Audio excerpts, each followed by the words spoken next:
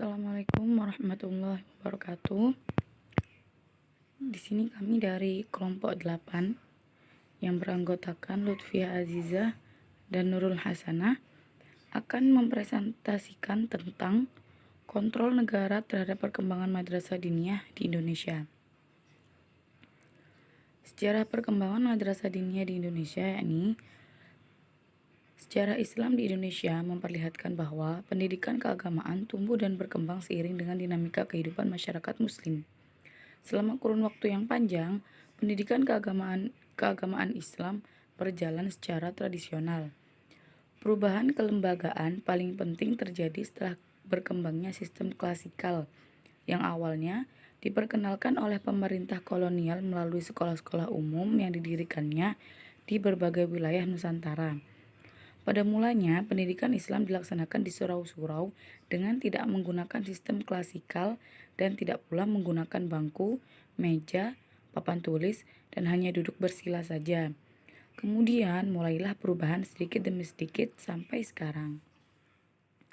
Pembahasan kita ada 6 pokok, yakni yang pertama, ada madrasah diniyah di masa penjajahan, yang kedua madrasah diniyah masa Orde Lama, yang ketiga madrasah diniyah masa Orde Baru, yang keempat madrasah diniyah masa Reformasi, yang kelima dualisme sistem pendidikan nasional, dan yang keenam madrasah diniyah sebagai aset pembangunan nasional. Pembahasan yang pertama yakni madrasah diniyah pada masa penjajahan. Pada masa pemerintahan kolonial Belanda, madrasah diniyah memulai proses pertumbuhannya atas dasar semangat pembaharuan di kalangan umat Islam. Pertumbuhan madrasah diniyah sekaligus menunjukkan adanya pola respon umat Islam yang lebih progresif, tidak semata-mata bersifat defensif terhadap pendidikan.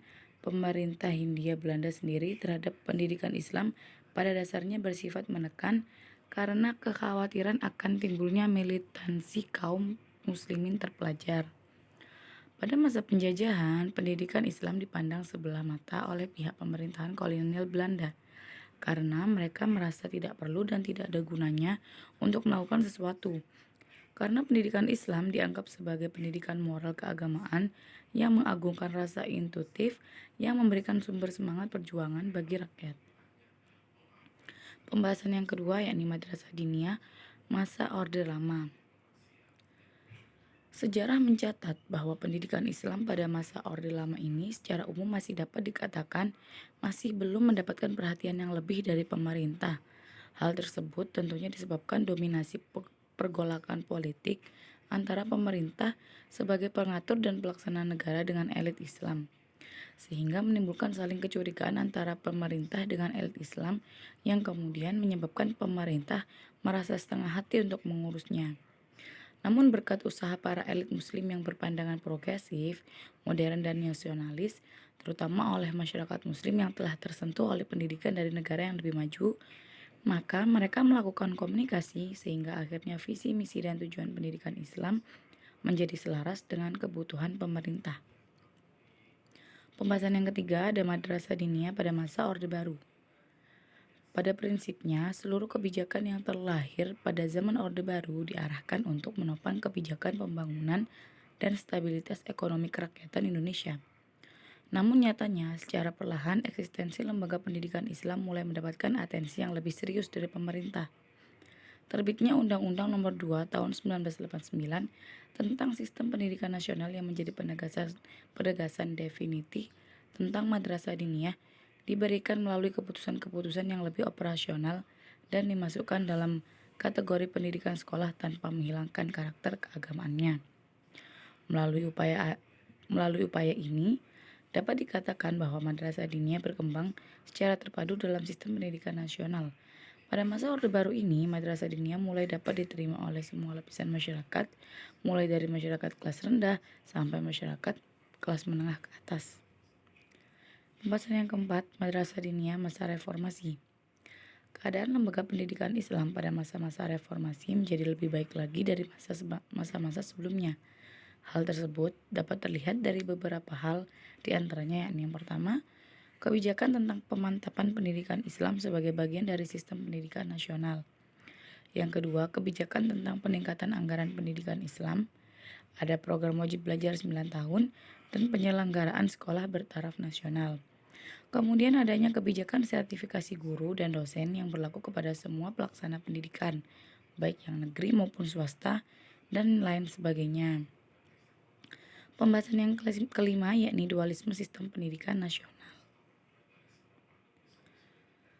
Menurut Rosnani Hashim, dualisme merupakan dua paham yang memiliki asas dan landasan yang berbeda, baik secara historis, filosofis, maupun ideologi.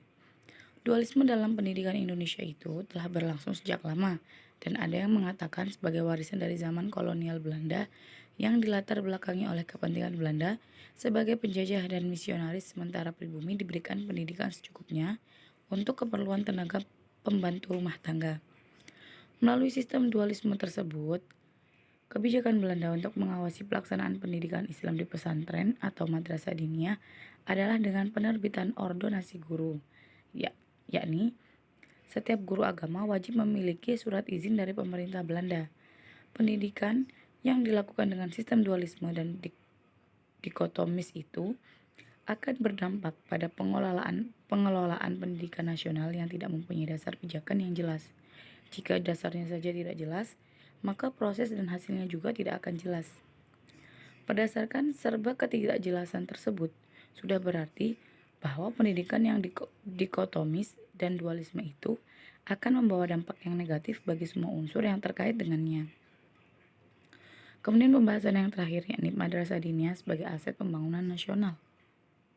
Secara histori, eksistensi lembaga pendidikan Islam yang dalam hal ini adalah pesantren dan madrasah diniyah hampir bersamaan dengan masuknya Islam ke Indonesia. Alasannya sangat sederhana. Islam sebagai agama dakwah yang disebarkan secara efektif melalui proses transformasi ilmu dari para ulama kepada para masyarakat. Tarbiyah wa ta'lim atau ta'dib.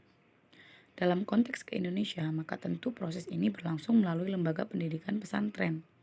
Jadi ada 4 ciri utama dalam pesantren tersebut. Yang pertama, pondok harus berbentuk asrama. Yang kedua, kiai sebagai sentral figur yang berfungsi sebagai guru, pendidik, dan pembimbing. Yang ketiga, masjid sebagai pusat kegiatan. Dan yang keempat, materi yang diajarkan tidak terbatas kepada kitab kuning saja.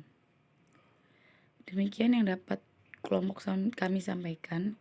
Kurang dan lebihnya kami mohon maaf. Terima kasih. Wassalamualaikum warahmatullahi wabarakatuh.